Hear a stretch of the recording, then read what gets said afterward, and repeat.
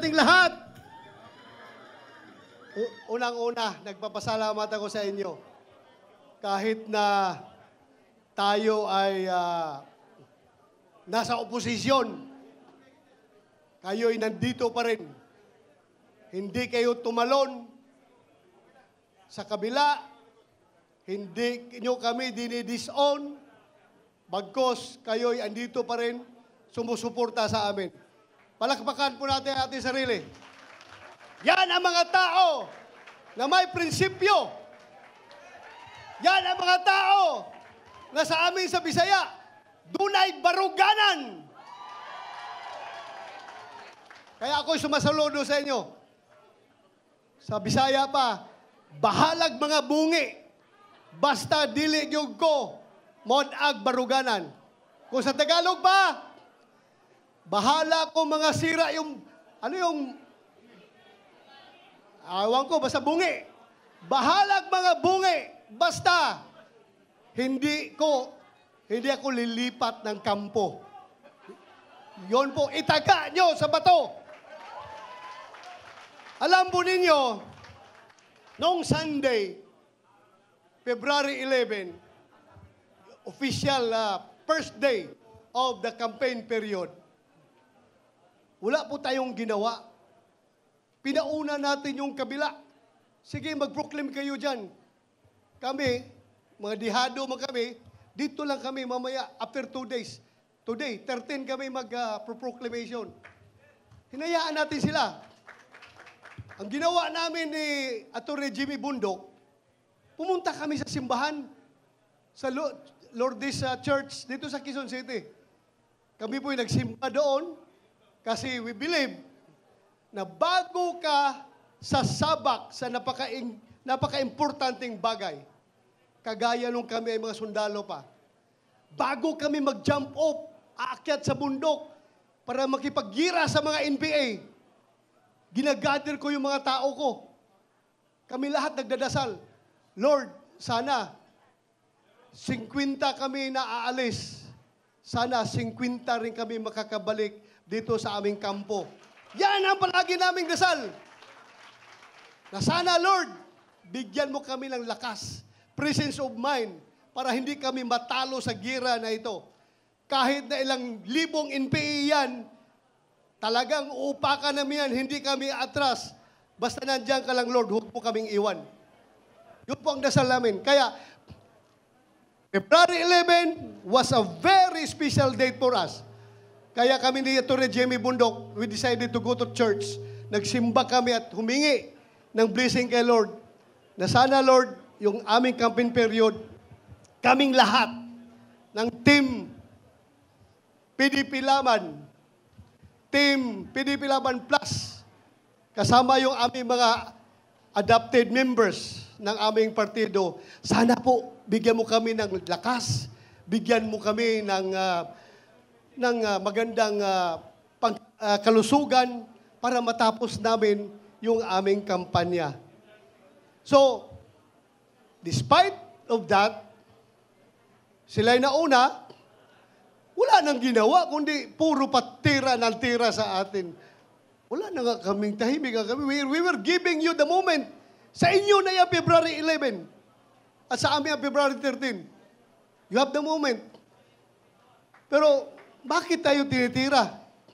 Ibig bang sabihin, takot sila sa atin? Ha? Isa lang indicator dyan. Kasi kung insignificant opposition tayo, bakit ko pakialaman kung sino-sino yan sila? Bahala kayo dyan, mga insignificant kayo.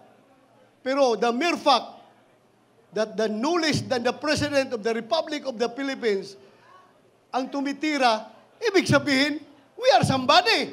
Di ba? Ano ibig sabihin yan?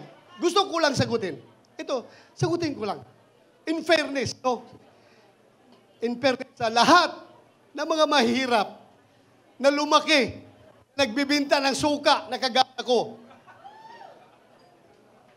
Napakasakit po pakinggan na kami daw, yung aming team sa PDP, ay para nagbibinta lang daw ng suka, tapos binigyan ng COC. Anong tingin nyo kay Atty. Hinlo? Abogado yan. Attorney Jimmy Bunok, abogado yan! Attorney Rodriguez, abogado yan! Attorney Marcolita, abogado yan! Ako, hindi ako abogado. Pero,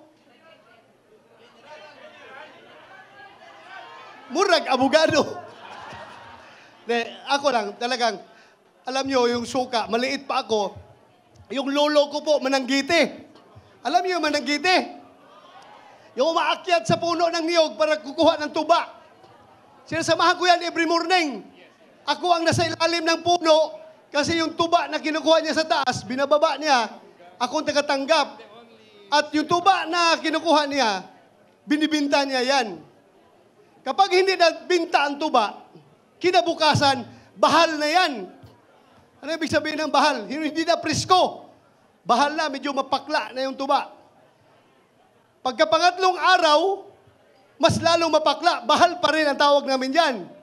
Pero after the third day, hanggang 1 week and onwards, yung tuba ay nagiging suka. At yung suka na yan, hindi niya kinikwinta ng lolo ko, ang kanya tuba lang. Pag nabinta ang tuba, sa kanya yung pera. Pero yung suka, sobra na, ako na magbibinta niyan. So, income ko na yon, pambaon ko pag-eskwela. Nilalagay namin yan sa butilya ng bote ng long neck. Alam niyo yung long neck? Lapad, at saka yung lapad, yung tanduay. Lagay namin yan, display ko sa labas ng bahay namin para mabili ng mga kapitbahay na dumadaan. Kaya, huwag nating maliitin yung mga nagtitinda dati ng suka. Dahil, hindi po masarap, hindi po bawal mangarap ang isang nagtitinda ng suka na magiging senador. Ako'y nagtitinda ng suka, pero nakapag-masteral degree ako.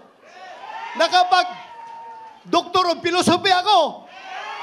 Naging CPNP pa ako. At ngayon, naging senador pa. Kaya sa lahat ng nagtitinda ng suka dyan, malaki ang tsansa nyo na magiging senador. Hindi kasi, ito mga tao na lumaki sa layaw, yung hindi kumakain ng pagkain ng mahirap, baliwala sa kanilang suka.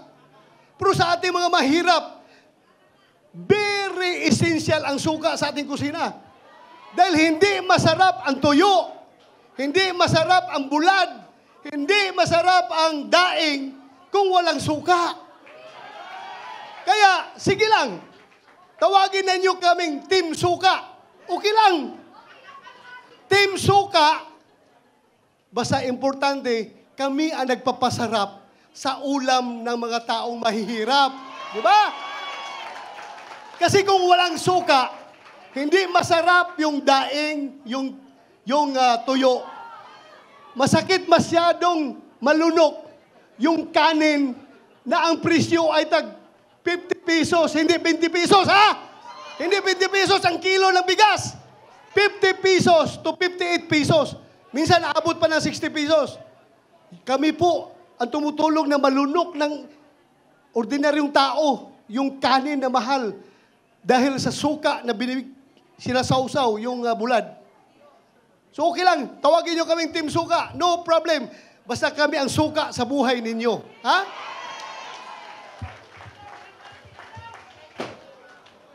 Tayo daw. Ay, nabanggit ko lang kasi yung nakikita ko dito. Andito pala si Pastor Kibuloy. Di ba? Isa-isahin ko yan mamaya. Isa-isahin ko yan mamaya. Huwag kayong mag-alala, isa-isahin ko yan.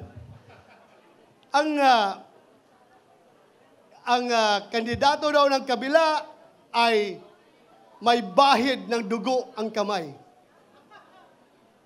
Dahil sa tukhang. Wala mang ibang involved yan sa tukhang kundi ako. Di ba? Kaya, with all due respect, sasagutin ko lang po. Alam po ninyo mga kaibigan, kung yung aking mga kamay ay may bahid ng dugo, hindi ko po yan ikinakakahiya.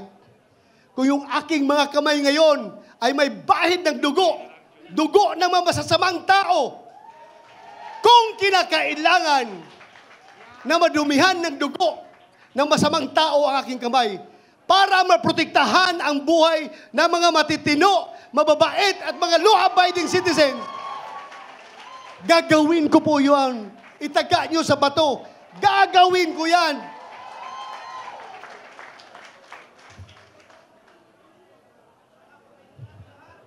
Alam nyo, ang Uplan Tukhang ay napakaganda po. Nung sinabi ko na wala kaming host, wala ang magsusuporta sa amin, wala kaming resources para mag-conduct ng rally. Wala po kami ang PDP Laban. Kaya kami ay maggawa na lang ng tukhang na pangangampin. Pagkakampanya, magtutukhang na lang, tuktukhang yo. Puntahan lahat ng bahay na pwedeng kayang puntahan, katukin. At pag open ng pintuan, nakangisi yung may-ari. Oh, salamat. Makiusap ako, pwede niyong ibuto kami, mga PDP Laban at buong team ng suka. Tanggapin sana niyo kami. Pero pag open ang pintuan, nakasimangot, sorry po, hindi po ka, okay lang po, alis kami. So yun lang po ang diskarte na gagawin namin dahil wala kaming pundo. Wala kaming pundo. Kaya sundutin ko na lang rin yung sinasabi. Sinasabi kanya ni Attorney Jimmy Bundok na kami sa Senado, Senator Bongo, Senator Robin Hood Padilla at ako, wala po kami magagawa kahit anong gawin namin. Objection, Your Honor, Mr. President. Objection, Mr. President. O kung hindi kami pakinggan, kahit na mag-walk out kami, wala pa rin mangyayari. Dahil numbers game yan. Majority rules. At tatlo lang kami, we cannot the majority. Kaya, kailangan namin ang suporta. Kung kami pabalikin ninyo sa Senado, kami ni Senator Bongo, talagang kailangan namin na makakasama Attorney Jake Bundok, Attorney J.B. Hinlo, Attorney Rodriguez, Attorney Raul Lambino, Attorney Marcolita. Napakagaling na abogado. Kailangan natin. At ang pinaka-importante, si Pastor Apollo Kibuloy. Kahit na kaming lahat ang lahat ng kasama namin ay mga abogado, kailangan pa rin natin ng man of God para sa aming spiritual na direksyon. At si Philip Salvador, kailangan nating isama. So yun lang po ang pakiusap ko sa inyo. Dagdagan ninyo kami. Kung ibalik nyo kami doon, dagdagan nyo kami sa aming mga kasamahan. Yun lang po. Maraming salamat. Magandang hapon sa ating